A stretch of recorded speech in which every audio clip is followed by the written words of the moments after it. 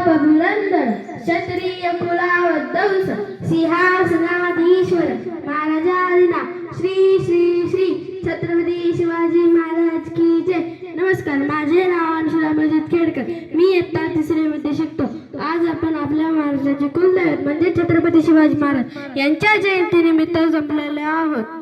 त्यांचा जन्म 19 फेब्रुवारी 1630 रोजी शिवनेरी किल्ला येथे झाला। त्यांच्या आईचे नाव जिजामाता व वडिलांचे नाव शहाजीराजे भोसले होते।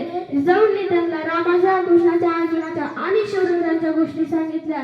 अवघ्या 14व्या वर्षी त्यांनी रायरेश्वराच्या मंदिरात जाऊन स्वराज्य स्थापन करण्याची शपथ घेतली। भवानी मातेचा लेक तो मराठ्यांचा राजा होता। मुघलांना ऐकवण्यासोबत मुघलांचा तो बाप होता। जानता शिवाजी राजे असे एक होऊन गेले, इतिहासाच्या पानामध्ये नाव आपले करून गेले। अशी करारी नजर सदा गनिम बेदुनी पायार पार। शिवरायच मुळे झाले स्वप्न स्वराज्याचे साकार।